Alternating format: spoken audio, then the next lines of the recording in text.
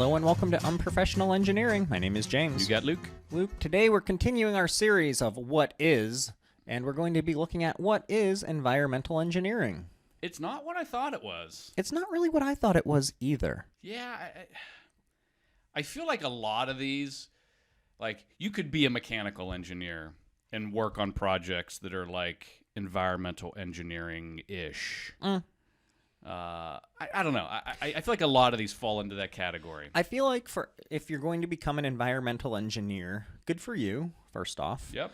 But also, you really have to be extremely passionate about the field itself because, like you're saying, like you could be a mechanical engineer and still work in this field, but you can't really be an environmental engineer and then go and work in a lot of other mechanical engineering capacities. Yeah. So a lot more You're in a niche. lane. Yeah.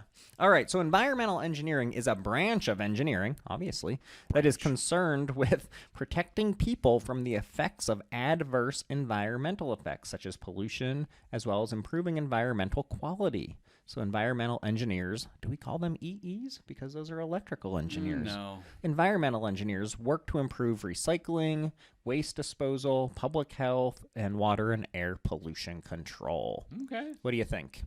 I think they are concerned about making sure that we have continuous drinking water. So they got to make sure that there's clean drinking water, all kinds of climate change stuff that they're involved with, and also environmental sustainability. Ooh, sustainability. That's a good buzzword. It's a big buzzword. Love that nowadays. word. Man. It really is. Like everything is sustainable. I don't know if you know that, but Unprofessional Engineering is a completely green podcast. We are.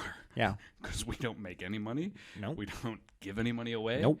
Oh, you meant green like paper and no footprint. I thought you meant green like money. Fun fact, sort of, for Shoot. you. Sort of fun fact. The first environmental engineer is said to have been Joseph Bazalgette. Nailed it. I don't know why they're all French to me, but this person oversaw the construction of the first large-scale municipal sanitary sewer system in London in the mid-19th century. They needed it, too. Yeah, this was because of a series of cholera epidemics, as well as the persistent unbearable stench, because they decided to just dump all of their raw sewage into their nice big river that flows right through the city. Well, the Plaguey McPlague was going on then, too, wasn't it? I don't know. I don't know about that. I don't know about plagues. I think cholera and plague are other kind of like buddies. They're buddies. That makes sense. So it was no good for their drinking water and all that sort of stuff. So like you were saying, I was surprised because I always thought that environmental engineering was like homies with mechanical engineering. That's what I thought, but too. it turns out it's a lot more geared towards civil engineering, as well as a bit of chemical engineering also. Mm-hmm. So, we won't make fun of you for basically just being fancy civils, but keep that in mind. So do we want to talk about what they do? Let's talk about the education and stuff first and where you go and all that. Okay. Do you want to talk about the classes that you would take, or do you want to talk about the universities you might want to consider going to? I'll do the universities and you can do the classes because I didn't do the classes. Okay, let's start off with the universities. Okay, so I have like the top like 4 or 5, and then I got some honorable mentions that I always like to do.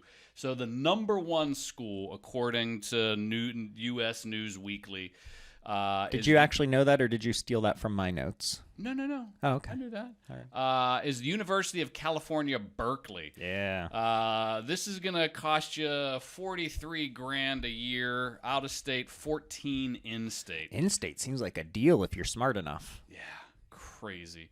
Yeah, getting into Berkeley probably be tough. I mean, we aren't getting in there. No, well, me, maybe you. Stanford, number 2. They just had one price listed. Maybe they don't do in-state and out-of-state prices. I thought the same thing when I saw that. Yeah. And I saw that on a couple different websites.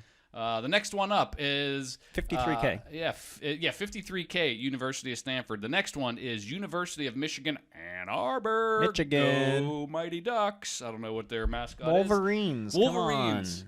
Meow. That's the noise. Yep. Out of state, $51,000. In state, $15,500.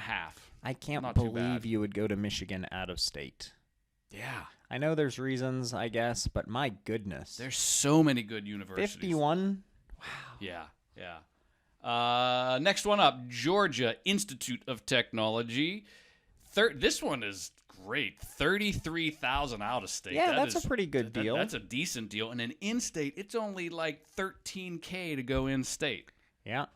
Let me roll off a few before your honorable mentions here. Number 5, of course, MIT, 54K. Illinois, number 6, 33K out of state. Not bad for another Big Ten school. 7 is Texas at 38K, and 8 is Cornell at 57K. I can't. God, Cornell, 57.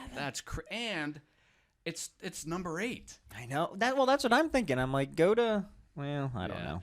So I got to do a couple honorable mentions, and these are just because they're either Pittsburgh and or PA. That's or right. Representation here. So yeah. Coming in at number 9 is our very own Carnegie Mellon University.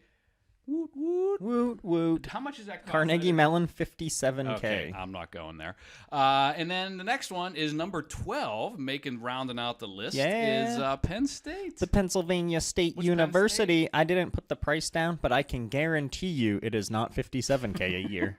Unless it's gone way up since I've been there. So the other thing I wanted to make sure that I do is the best value school. Oh, I like that. I want to add this to That's when a we're really doing good this. mix. So, and this one is the best value for in-state and out-of-state of like the top 15. So this is Purdue University, West Lafayette. Ooh, Purdue, another Big Ten school. Mud Ducks, telling you. The Mud Duck Boilermakers. Yes. If you were out of state, it's going to cost you about $29,000 a year, which is a bargain compared to CMU.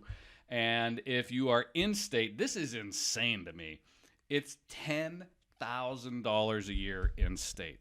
That's nuts. So that's great. This whole in-state, it should be illegal. It's immoral for sure, but it should be illegal to go to college outside of the state you live in. Feels like a little bit of an early Luke's rant here. Oh my goodness gracious. Yeah. It is ridiculous. If I had kids, they would not go to school. I wouldn't even send them to elementary school. Get in the mine. Man. Okay, so we all know that Unprofessional Engineering is a global podcast, so I like to bring out some of the other universitas as well. I did not do how much they cost because I don't know what those little weird symbols next to their monies mean, but here's the top 10. ETH Zurich, so the Swiss Federal Institute of Technology, numero uno. I actually cropped some out because a lot of the U.S. ones were still listed in their higher, but from the non-U.S. schools. Number 2, University of Cambridge. 3, Oxford. 4, Wageningen. Just do it. Nailed it. University, that's terrible. Imperial College London, number 5. Oh, look at the UK representing. National University of Singapore, number 6. So a lot of these we've seen on our other list as well. 7, University of Queensland. 8, University of British Columbia. So I guess up to the BC we go. 9, University of Melbourne. And number 10, Delft University of Technology. Okay. So there you go. If you're not in America, why don't you go to one of those? How do you go to a like if you're an American and you want to go to a university outside of the U.S., do you just apply and get loans and stuff like that, like you would normally? I assume so. I mean, I know you can do study abroad for like a semester, and you know, Right. it's paid for through your university. But I imagine that going to a university outside of the country, like for the whole time's not that easy. I imagine there's some logistical things. I don't know. A lot of people come to the U.S. from not the U.S. that go to university here. Yeah, it's because they're way smarter than Americans. Well, I think that's rude. They're way smarter than us. Us.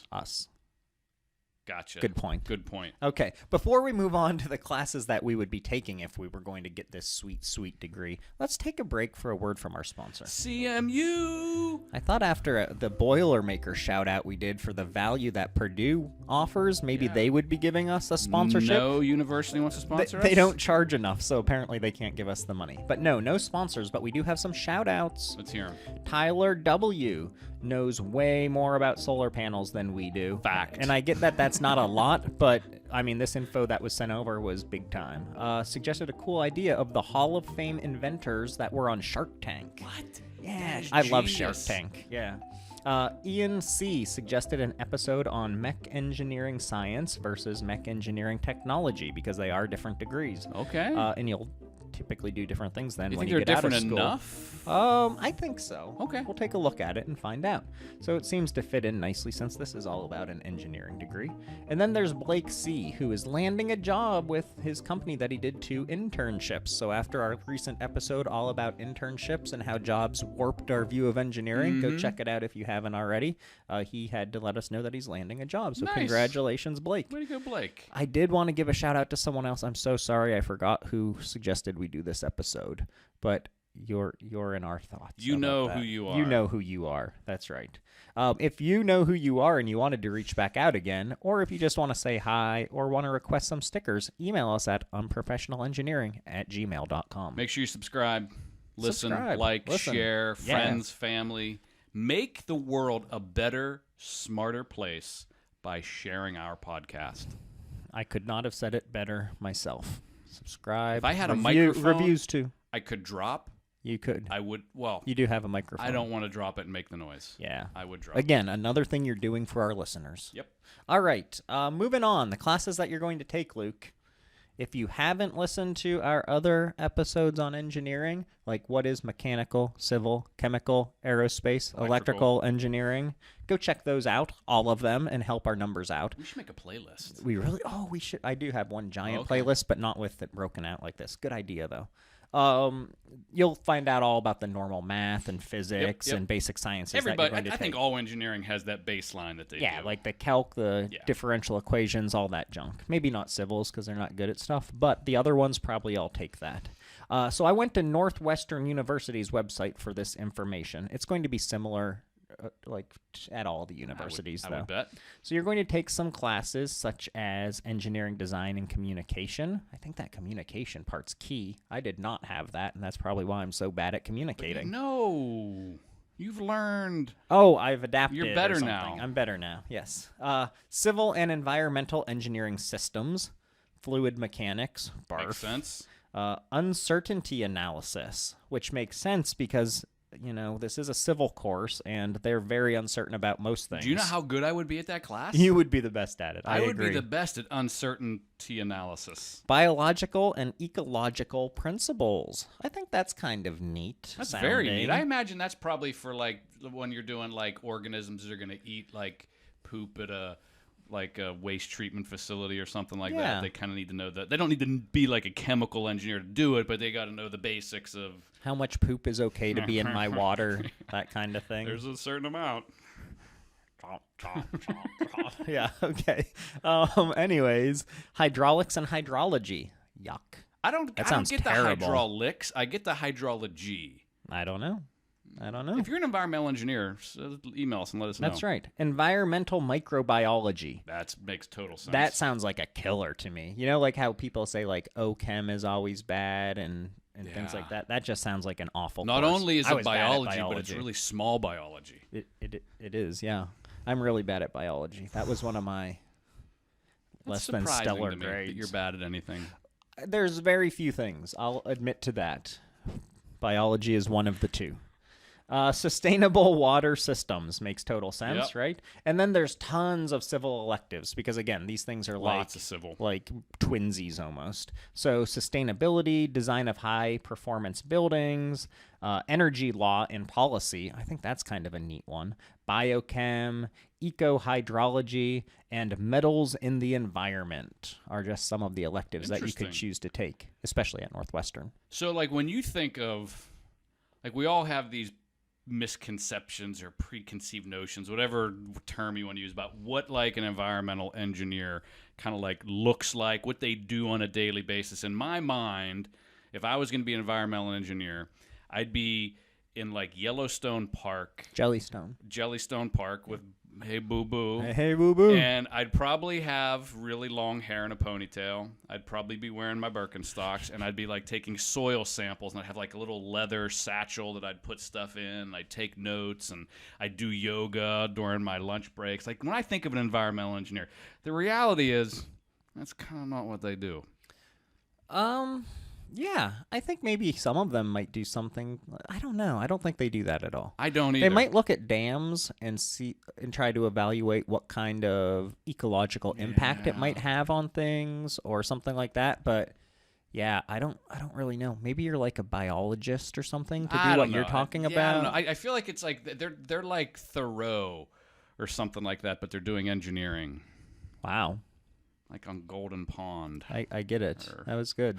I don't know But what I'm since you're talking about what they don't do, maybe you want to get into what environmental engineers actually do. I have a very extensive list from in-depth research that I've gathered. I have not read it, but looking at the number of bullet points, I feel like we have exactly the same list off So the top of our heads. Not only do they prepare and review and update, they do this for environmental investigation reports. So it seems like there's a lot of like reports. Like they sit down, they're doing a lot of. They're a paper pusher, I think, in a lot of cases. Wow. That's most engineers. So they do projects for environmental protection, water reclamation projects, facilities, air pollution control. They obtain, update, and maintain plans, permits, and standards for operating procedures. So like right now, there's all this stuff in the news. This Google engineer wrote this scathing review about the air quality in Pittsburgh, and I'm not too happy with him.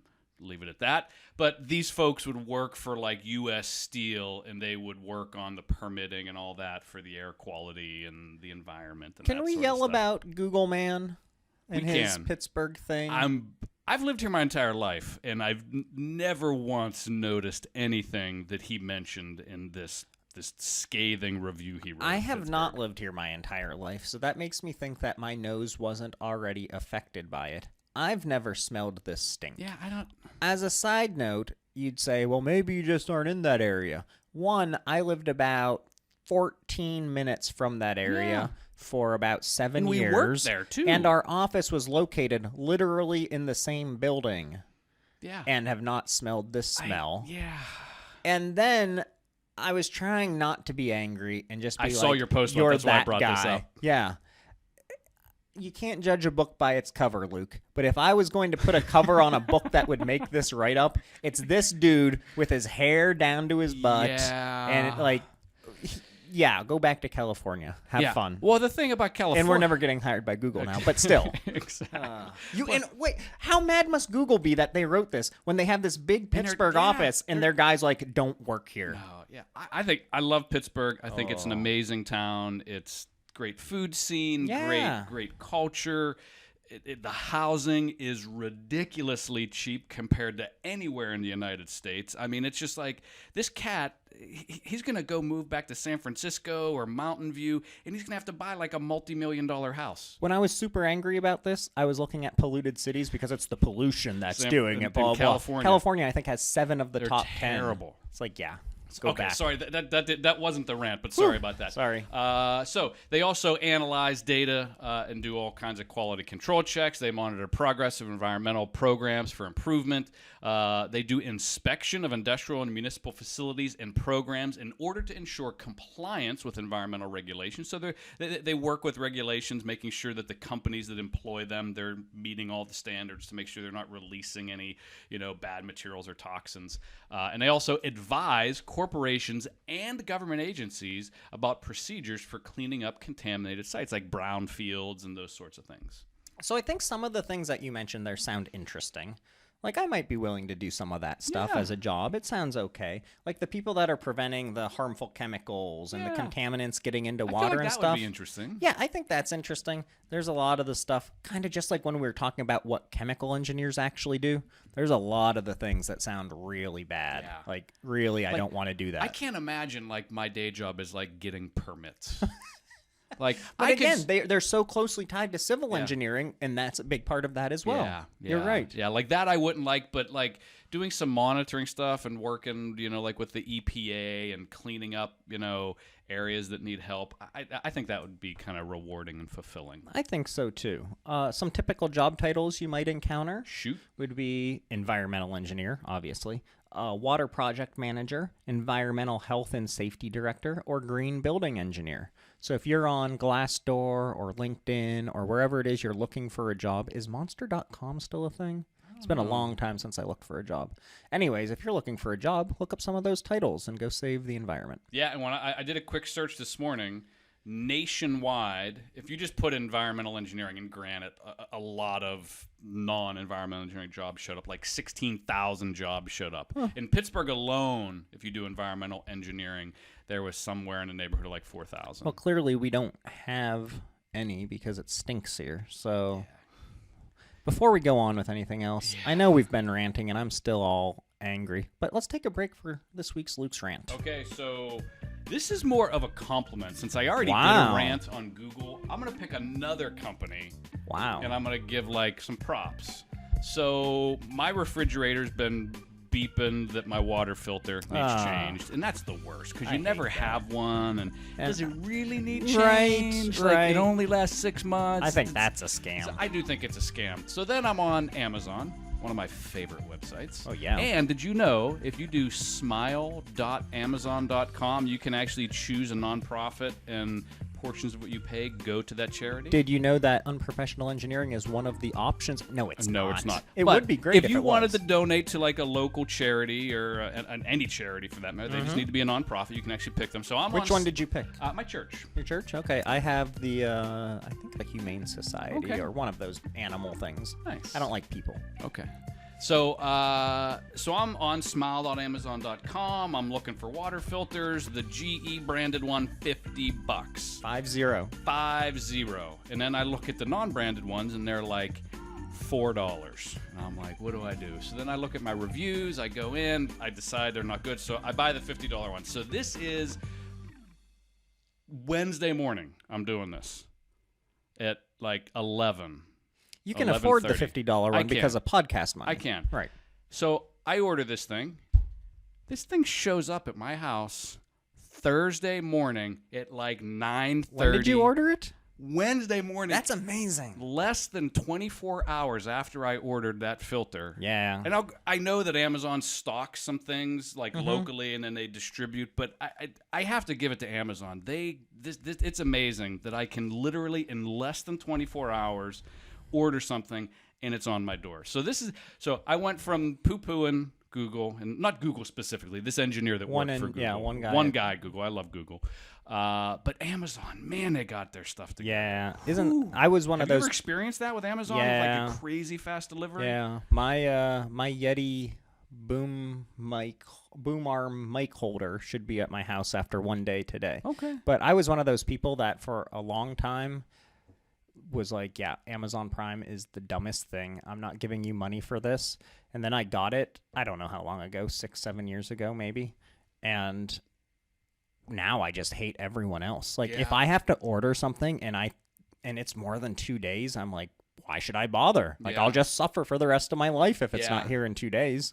Yeah, so I got kudos to Amazon. Yeah, kudos to you, Amazon. Killer job with the delivery. If you want to sponsor us, Amazon, email us at unprofessionalengineering@gmail.com. I'm gonna hashtag these Oh, cats. they'll just hit us up with like, have people sign up for Audible, and if they buy it, we'll give you $3. Okay, moving on. Alrighty, moving on. How about how much they're gonna make? Okay, What do you think? so I got a whole bunch on this. I have it broken down by years of experience average. What do you have it as? I just have like median. So Okay. why don't we do like mine first? Let's and do then yours later. first. So, Yeah. so the first is the median annual wages as of May 2018. So if you look at environmental engineers versus a regular mechanical engineer, a mechanical engineer is going to make median $93,000 a year. An environmental is going to make $87,000 a year, and then all other occupations is like 38. So these are like people that work in like, McDonald's and grocery stores and all that sort of stuff. So they actually make less than a mechanical engineer. Yeah, and civils do as well. Slightly less. So- But now, if you look at this from an industry breakdown, this is insane. So I went and looked at environmental engineers and what industry they're working in. And from lowest to high, so if you're working for a state educational institution or a hospital, you're going to make $80,000. If you're working for a management company, a scientific company doing technical consulting, you're going to make $81,000. If you're working for an engineering services, you're going to make $86,500. If you're working for a local government, you're going to make $88,000 almost. And if you're working for the federal government, The feds. if you're working for the Fed, you're making $105,000 a year. Cash and money. This is median. That's like that's a multi-thousand difference from just local government to federal. Like why wouldn't you just look for a federal job? If you had a podcast that was about a tenth as good as ours, that would be about what you're making. Exactly. Yeah. That is impressive, though, the breakdown Yeah. of the range you're going to be looking at. Lucky for all of the environmentals, the government is a big employer. So Very good for big. you. So what I have there, out of school, about 55 you're looking at. That's not too Which bad. isn't bad, right? It doesn't go up a whole lot. 1 to 3 years, average 58. 4 to 6 years, 67. 7 to 9, 77. 10 to 14, 84. So these are all kind of lining up with what you're saying. Yeah. And then 15 plus, maybe about 97. But I wanted to point out, Luke, you get paid in something more valuable than money. You get the good feeling that you're doing something great for the environment. Perhaps. Perhaps, if that's something you care about. So one challenge, though, and this is in general for most engineering, except for aerospace, it has pretty marginal growth. It's only 5% growth. 5%. But I think that's like... That's kind of where a lot of the engineering Right, is, that's where- except for like specialty engineering, like, aerospace is a little higher. So Yeah. Did we do what is plastics engineering? I don't think we have. No, we haven't. We should add that to the list. we should just interview. What's they her make name? cash money. Uh, A lot of people. Don't hit the she's table. on our People team. can hear that. what's her name? Kristen. Krista. We should just interview her. We could. That's what she is, right? She is. All right. So where are you going to work? Fun fact. Employment of environmental engineers is projected to grow that 5%, which isn't that much. So it's not a fun fact. competitive. Got you. It is competitive. But there's not a lot of them out there. EPA, Environmental Protection Agency, the federal government. Shell was another one that I saw on the list. They were looking at about $110K for the job I was investigating for this. Okay. So, of course, Shell is going to be paying you more money because you have to, probably sell your soul to lie about how clean stuff is. That's not fair, but maybe. Lockheed Martin had one going for about 105. If you're in Pennsylvania like us... we actually had something that I saw right here in Allegheny County for the 70 to 100K a year. So if you're looking for a career change, Luke, and you want to save the environment after all of the damage you've done to it, So you pronounced that wrong. It's Allegheny County. County and at You're from Pittsburgh. downtown. It's Allegheny County. I told you I haven't been here forever. So I see that you have the same thing. Newengineer.com says these are the top 5 companies We have the scooping up exact same environmental ones. engineers. Yeah, so go ahead and let's hear about them. Number 1, AECOM Technology Corporation. So this is a global company, and they're one of the best international. They are a great employer. Apparently, they give employees the opportunity to work alongside some of the best environmental engineers across the globe. Do you know what AECOM does? Nope. Well, AECOM actually stands for Architecture, Engineering, Consulting, Operations, and Maintenance. Now I do. So that's what they do. Okay, moving on. CH2M. I've never heard of any of I these, by haven't the either. way. So this is another. Oh, no, one of them I've heard Yeah, of. this is another global company. They work with all kinds of governments and organizations, and they work on providing solutions to natural resources and infrastructure challenges. The company employs over 25,000 people globally and have foundations to support volunteers to do services with them and funding to promote sustainable communities and STEM projects. If you love STEM, why don't you support us by sponsoring our podcast? There you go. Really bagging You people get today. CH2M. We might have to work on that. HDR Inc. And these are all kind of the same companies at this point, but this is the list. So if you're graduating, check these guys out. So these are they do large scale projects, dams, waterways, hazardous material facilities. That sounds like the one that, going into this is what I thought they did. Yeah. Was looking at dams and waterways and stuff like that. How is it going to jack up the environment? So that's what I thought we did, but maybe not. So they're known for having really low employee turnover. They have great compensation and benefits. I love a good turnover. What about you? Not No? in like a company, like like an Apple. Yeah, exactly. Yeah. Jacobs Engineering, these do scientific, professional, technical services across the fields of architecture, construction, and engineering. Number 5 is my favorite. The company seems to have limitless capabilities in their field. And the final one, this is Bechtel. They are a respected global player in engineering, construction, and project management sector, and at one point in time employed potentially the most valuable person ever. I've been told that. James himself worked for these cats. I believe you were in the sanitation department, right? Bathrooms, I toilets. did bathrooms. I emptied garbage cans. No. This is one of your first gigs, right? Yeah, Bechtel Bettis. So it was a Bechtel owned or managed It's a company. subsidiary. Yeah. So Bechtel's giant. I mean, they do everything everywhere. They have a quote there. Since 1889, they've completed more than 25,000 extraordinary projects across 160 countries on all 7 continents. So, I mean, just for you out there looking to get hired, Bechtel's a giant company. Yeah, you're probably going to get swallowed up, but you're also probably going to get paid pretty well with some great benefits. I really did not hate that job, maybe. It was government contract work, which a lot of what Bechtel does is. So, take that into consideration. Okay. But yeah, I think there's a lot of good companies out there hiring environmentals. Again, it might be kind of competitive just because of the number of openings that are out there. The field isn't growing really fast. And like we said, if you're not passionate about environmental engineering, improving the world, all that stuff, but just kind of like it, maybe you want to go to be a civil if you're still interested in this sort of thing, so that you have all the opportunities of building roadways and all the other boring things that civils do.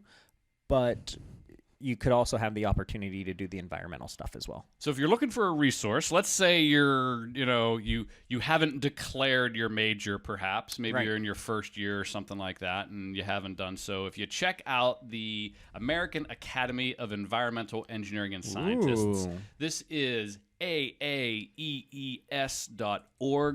They have a ridiculous amount of resources out there for you to check out, all about the jobs and careers and resources and testing and certifications. And if you're a school or a teacher, they have all kinds of stuff there about their academic outreach. So check it out. Lots more detail. They do need someone to do a little bit of web development for them because the website looks like it was designed in like 1982. So maybe, so just a tip for the folks over at the American Academy of Environmental Engineers and Scientists. That's very funny. Awesome. Well, that was a very good way to end it, Luke. I appreciate it. Hopefully you all found this very interesting and enlightening. If you have any questions on environmental engineering that you'd like us to answer, feel free to reach out to us at unprofessionalengineering@gmail.com. Until next time. See ya.